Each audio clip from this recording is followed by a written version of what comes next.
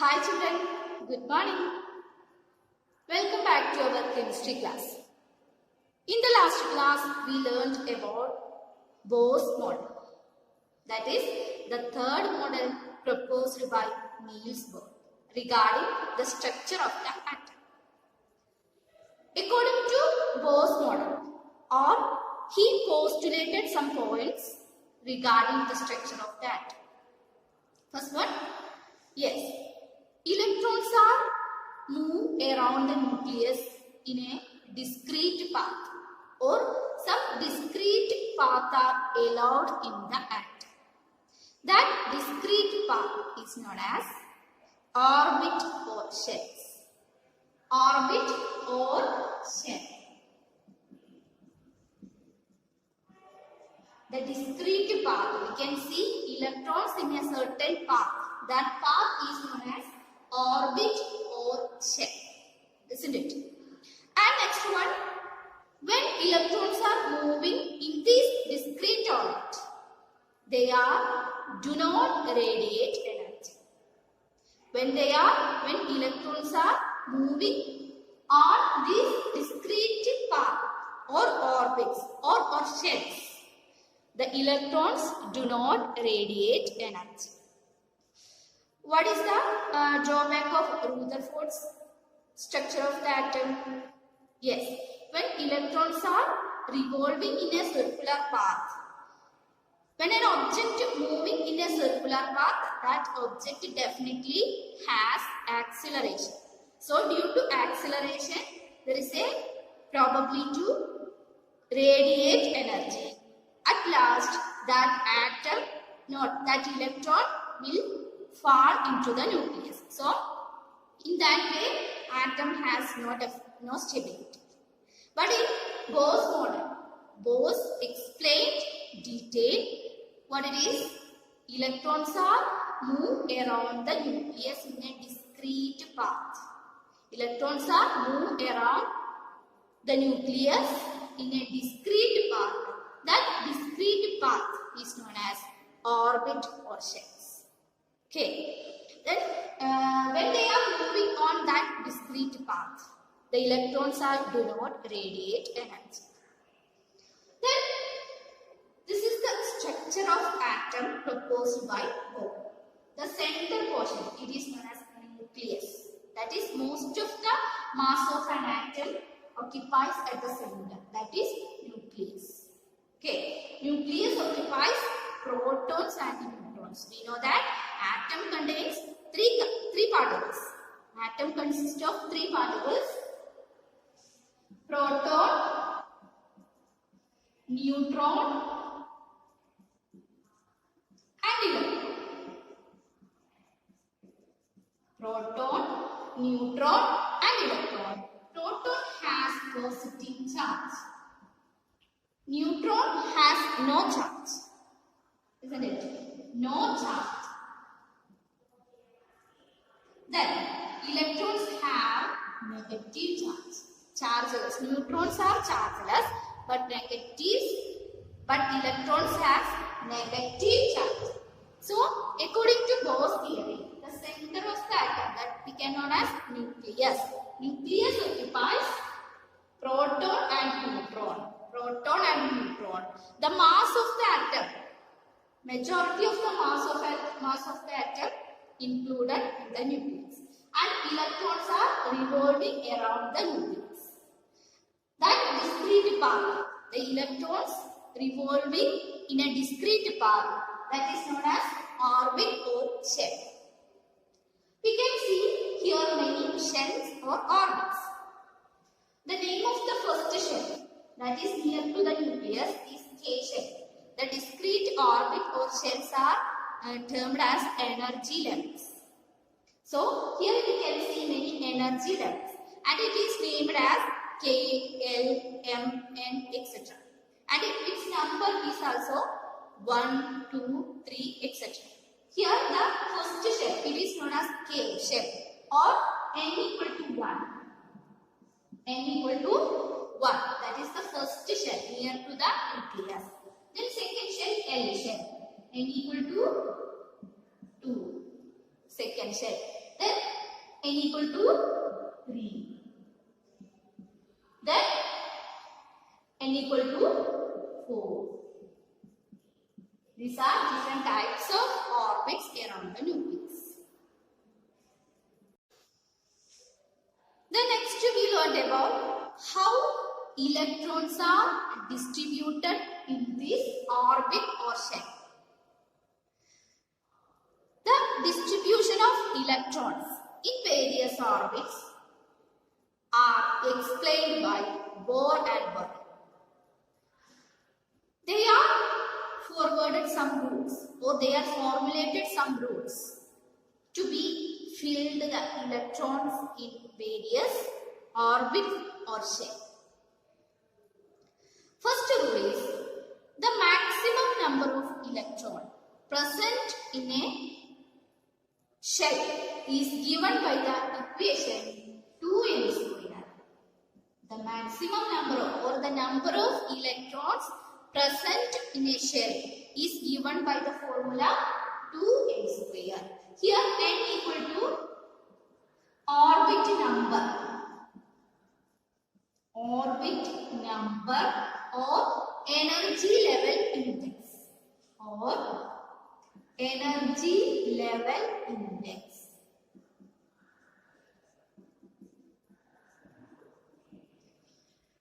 The maximum or the number of electrons present in a shell is given by the equation 2n square.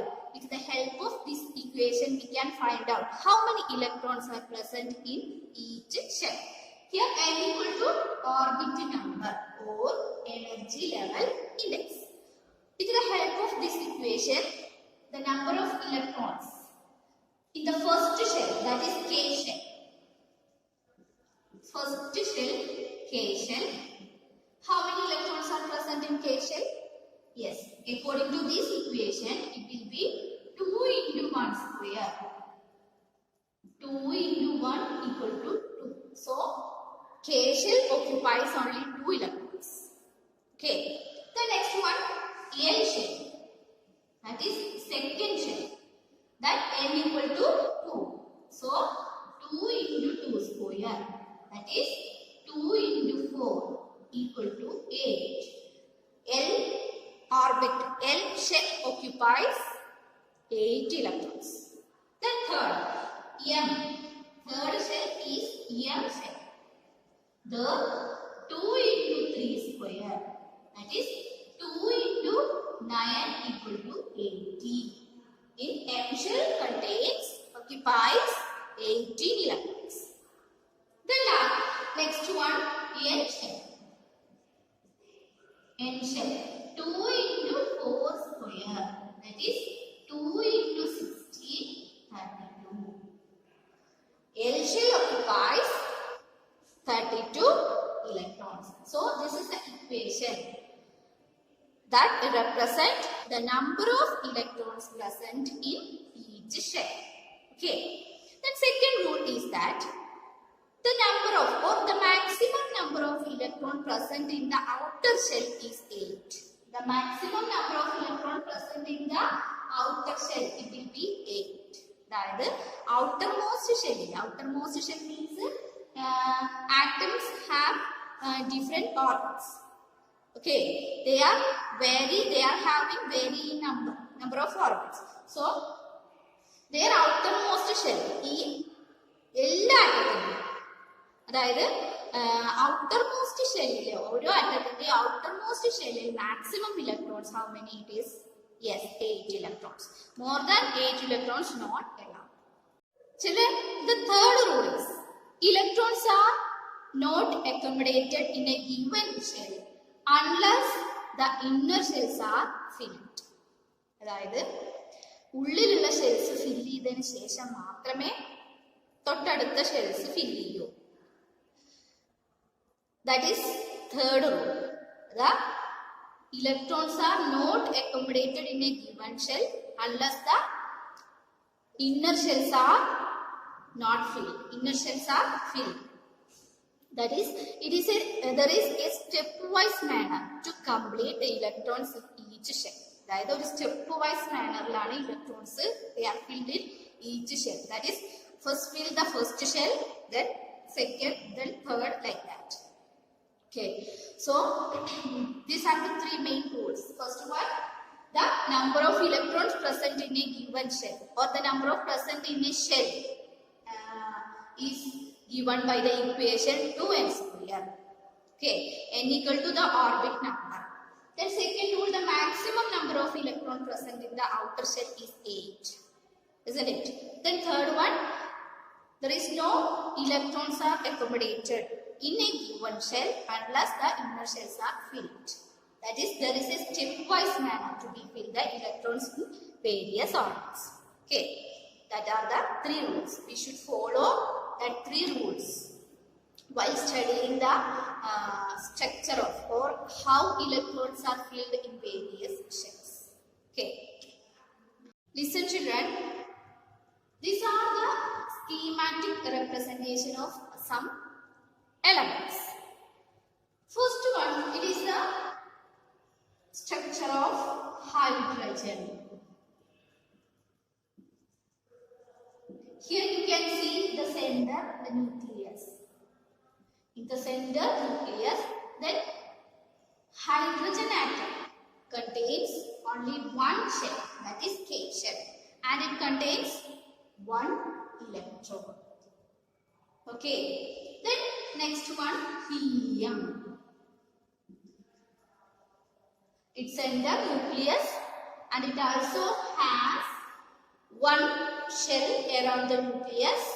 It occupies 2 electrons. Okay. The third element, that is lithium. Its center nucleus, and it has 2 orbits or shells. First shell, K shell, then L shell. K shell contains 2 electrons and L shell contains 1 electron. Okay. The next one, beryllium. Beryllium. It contains 2 shells. 2 shells, nucleus in the center. In K shell, 2 electrons are there. Then L shell, 2 electrons. Okay. Then next one, boron. Next element is boron. It also has 2 orbits or shells. First shell contains 2 electrons. Then second shell that occupies 3 electrons. Okay. Then carbon. Next element is carbon. Its center nucleus, and it also has 2 orbits or shells. First shell contains 2 electrons. Then the next shell, that is K shell, occupies 4 electrons. These are the schematic representation of some elements. First 6 elements. First 6 elements according to Bohr's model.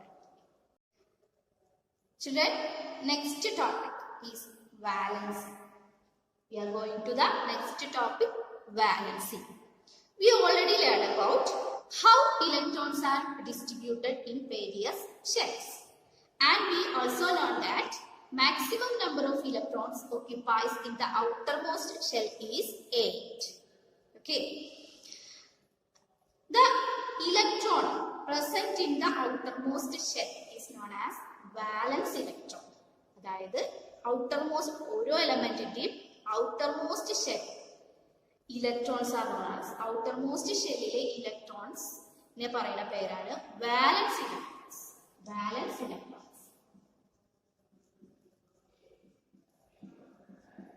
The electron present in the outermost shell of an atom is known as valence electron. ഏറ്റവും പുറത്തുള്ള ഏതൊരു എലമെന്റിന്റെയും ഏറ്റവും പുറത്തുള്ള ഷെല്ലിലെ ഇലക്ട്രോൺസിനെ പറയുന്ന പേര് valence electron. Okay. We know that the maximum number of electrons present in the outermost shell is 8. So, when an atom achieves that 8 electrons, they seems to be very unreactive, or they are very inert against the reactions. അതായത് outermost ഷെല്ലിൽ 8 electrons ഉള്ള elements ഒക്കെ they are not interested into participate in chemical reactions. അതായത് അതൊന്നും എന്ത് ചെയ്യില്ല, chemical റിയാക്ഷൻസിൽ ആക്റ്റീവായിട്ട് participate ചെയ്യില്ല. they are seems to be lazy or inert. Okay. Example, helium. We know that helium, its outermost shell contains 2 electrons. Okay, 2 electrons. That is, its cave shell contains 2 electrons.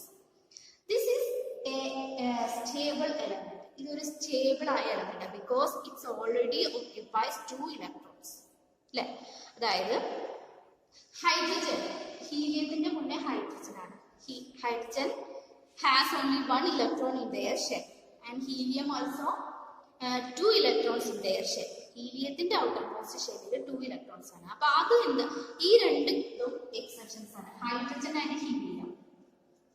Hydrogen and helium, these 2 elements are exceptional cases because it's not achieve 8 electrons in their outermost shell. അല്ലെ, അപ്പൊ ഇതിന് എന്ത് ചെയ്യാൻ പറ്റില്ല, 8 electrons ആയിട്ട് ഒരിക്കലും കിട്ടില്ല. ഇതിന്റെ ഔട്ടർമോസ്റ്റ് ഷെല്ലിൽ 8 ഇലക്ട്രോൺസ് ഇല്ല. So they are stable when they are having 2 electrons in their outermost shell. അതിന് മാക്സിമം 2 ഇലക്ട്രോൺസ് ഓക്യുപ്പൈ ചെയ്യാൻ പറ്റും. So helium is a stable element because they already have completely outer shell. അതിനെന്താണ്, complete ആയ ഒരു outer shell ഉണ്ട്. Okay, so helium is an inert gas. Helium is an inert gas or noble gas because they are very unreactive element. Okay, the next one, helium, neon, another inert gas. Its outermost shell contains 8 electrons. It's the neon, the element has 10 electrons in their shell. It has 10 electrons. Neon എന്ന് പറഞ്ഞാൽ അതിൽ 10 electrons ഉണ്ട്. So first shell, K shell occupies 2 electrons and L shell occupies 8 electrons. So they also got stability because their outer shell contains how many electrons? 8 electrons. Already they are having 8 electrons. That is why they are also an inert gas. Neon. Okay. The next one, argon. It's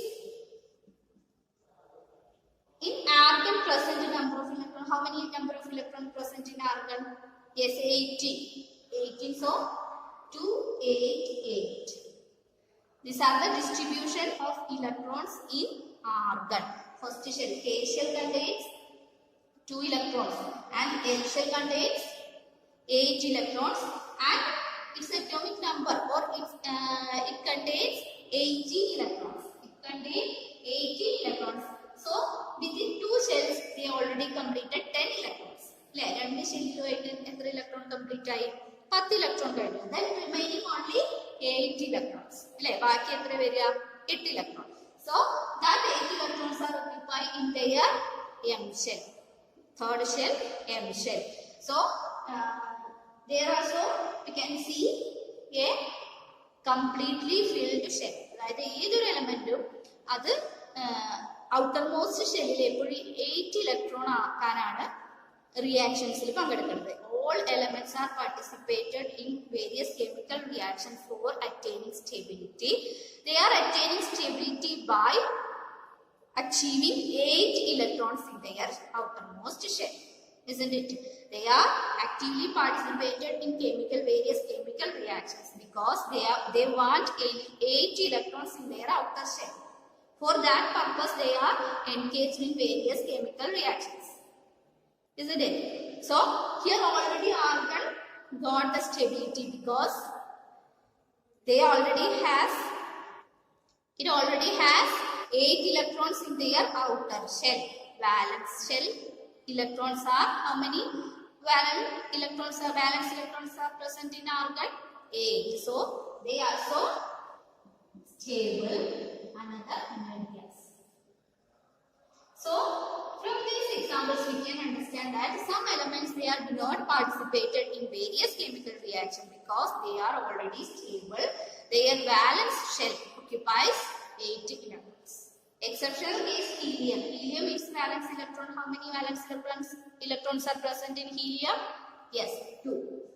Okay. So these kind of elements do not involve in the chemical reaction. But other elements, they are actively participated in chemical reactions because they want to be stable. Only they are having 8 electrons in their outer shell, then only it will get its stability. So that purpose they are involving in the chemical reactions. Okay. Children, so we can simply say that valency means it is a combining capacity of an element. Valency means just we can say that combining capacity. We will take some examples to learn the valence. Okay. So first one, we know that first element, the hydrogen is the first element. It contains 1 electron. We already drawn the schematic representation of hydrogen. From that we can understand that it contains 1 electron. Then helium, yes, it has 2 electrons in their outermost shell, isn't it? These 2 elements have only 1 shell. In their schematic representation or their atomic structure, it occupies only 1 shell. Hydrogen has 1 electron in their K shell. Helium has 2 electrons in their K shell. Then what about the third element, that is lithium? Lithium has 3 electrons. Lithium has 3 electrons. So its K shell occupies 2 electrons and its L shell occupies only 1 electron. Isn't it? Here K shell occupies only 1 electron. Here K shell occupies 2 electrons. Then the fourth one, beryllium. It has 4 electrons in their structure. 4 electrons. That is, K shell occupies 2 electrons, L shell also occupies 2 electrons. Okay. Then boron. 5 electrons are containing a boron element. So, K shell 2, L shell 3. The next one, carbon. Here has 6 electrons. That is, K shell contains 2 electrons, L shell 4 electrons. The next one, nitrogen. 7 electrons. It involves 7 electrons. K shell 2, L shell 5. Okay. The next one, oxygen. It occupies 8 electrons. K shell 2, L shell 6. Children, look here. These are the first 8 elements. First one, hydrogen, then helium, lithium, beryllium, boron, carbon, nitrogen, oxygen. These are the first 8 elements. First we can check about hydrogen. Listen here, hydrogen always try to attain the stability as helium. അതായത് ഹീലിയത്തിന്റെ stability attain ചെയ്യാനാണ് hydrogen. Here, hydrogen is the first element. So, hydrogen always try to attain the stability of helium. Hydrogen എപ്പോഴും ഹീലിയത്തിന്റെ stability attain ചെയ്യാനാണ് ശ്രമിക്കുക. That is because only 1 electron present in their K shell. So, helium is a stable element. It occupies, its K shell occupies 2 electrons. So, hydrogen tried to attain the stability of helium. ഹീലിയത്തിന്റെ stability കിട്ടാൻ. അതായത് K ഷെല്ലിൽ ഒരു electron കൂടി ഉണ്ടെങ്കിൽ hydrogen is stable. The element hydrogen is stable. That is why hydrogen always try to attain the stability of helium. ഇതിന് ഒരു electron കൂടി കിട്ടിയാൽ എന്തായിരിക്കും? ഹൈഡ്രജൻ സ്റ്റേബിൾ ആയിരിക്കും. Okay, so they always try to receive one electron from other element. അതായത് hydrogen reaction, when hydrogen involving a chemical reaction, they always try to attain one electron from other element. അതായത് അടുത്ത എലമെന്റിൽ നിന്ന് ഏതുമായിട്ടാണോ chemical റിയാക്ഷനിൽ പങ്കെടുക്കുന്നത്, they always try to get one electron for its stability, isn't it? So when they are involving in chemical reaction, hydrogen always try to attain one electron. Okay, so the valency of hydrogen is 1 because they are receiving one electron from other element. Then only it will stable. Appo stable avan etra electron venam? That is, we can just simply say valency. Okay. Then here helium, that already stable, so its valency is 0 because they do not need, helium atoms do not need more electrons to stable. That is why its valency is 0. Okay. Then what about the third element, lithium? Yes. Here K shell already filled, but L shell occupies only one electron. Then how many electrons are they want to stable? എത്ര electron കിട്ടിയാലാണ് lithium stable ആവുക? We already learned that when an outermost shell contains 8 electrons, then only that atom is stable. That is objective. When an atom attaining stability, when they are having a completely filled outer shell, so it will need more than 7 electrons here, isn't it? But it is not possible because that much energy is needed to accept 7 electrons. Lithium 7 electrons വേണമെങ്കിൽ maximum they are need high amount of energy, so it is not possible. So lithium, when they are reacting with other elements, when they are involving chemical reactions, they are lose their 1 electrons with other element. They are ready to give 1 electron. So this 1 electron will share by or give to other elements. In that way they are getting stability. Then it automatically K shell. K shell contains 2 electrons. It is stable. That is same as to helium. So here lithium, when the lithium are involving in the chemical reaction, they are losing their 1 electron. Okay. So its valency also 1. Okay, their valency also 1 because they are losing 1 electron. Here hydrogen accepts 1 electron. So their valency is 1 minus. That is accept ചെയ്യാം. അതൊരു വിട്ടുകൊടുക്കലെ positive behaviour. നമ്മൾ ഇന്ന് വിട്ടുകൊടുക്കുന്നതാണ് positive behaviour. So accept ചെയ്യാന്ന് പറഞ്ഞാൽ അതൊരു negative. So we give negative here. 1 minus, that is the valency of hydrogen. Then what is about lithium? Yes, it will 1 plus. 1 plus. That is the valency of lithium. അത് ഒരു electron വിട്ടുകൊടുക്കുകയാണ്. അതിന് stable ആവാൻ വേണ്ടിയിട്ട് they are losing their 1 electron. So its valency is 1 plus. Okay. Then what about beryllium? It also same as to lithium because its outermost shell contains 2 electrons. They need more 6 electrons to stable, but that is very difficult for beryllium. More amount of energy to accept that 6 electrons. That is why they are losing their 2 electrons. So its valency is 2 plus. When they are reacting with other elements, they are losing their 2 electrons. Okay. Then what about boron? That also same as to lithium and beryllium. Here 3 electrons are present in their outermost shell. They are losing their 3 electrons to attain stability.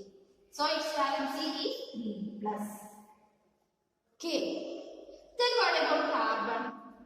Carbon is an exceptional case because its valence electrons, 4 valence electrons are present in carbon. They two possible ways to attain stability. That is, they are, if they are losing 4 electrons, its valency will be 4 plus. Okay. If they are gaining 4 electrons, its valency will become 4 minus. Okay. Carbon do not lose or gain electrons. They are always sharing their electrons with the other elements. In that way, they are forming compounds. That carbon in the they are forming always sharing their electrons with other elements. In that way, they are getting stability. Okay. So, not bothered about the valency of carbon. That is an exceptional one. Okay. Then what about the nitrogen? Listen here. Nitrogen, its outermost shell contains 5 electrons. They need 3 more electrons to attain stability. Here, losing 5 electrons is not possible.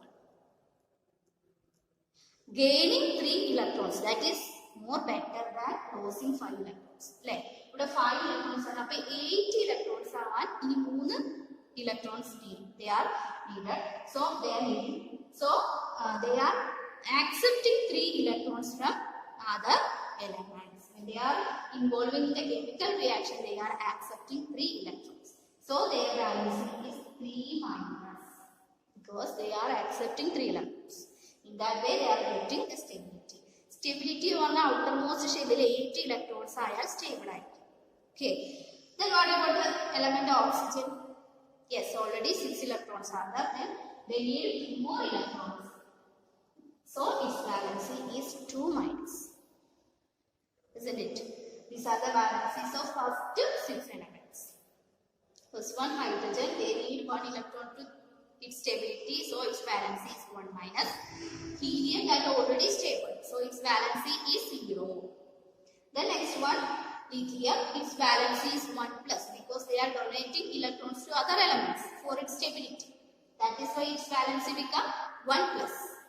Then next one, beryllium 2 plus, 3 plus, and nitrogen. What about the case of nitrogen? Its valency is 3 minus because they are accepting 3 electrons from other elements. Then last one, oxygen, that is 2 minus. So we can simply say that the combining capacity of an element is known as valency. The combining capacity of an element, that may sometimes some elements are accepting electrons and sometimes some electrons are losing their electrons for their stability. Okay. So valency means it is a combining capacity of an element.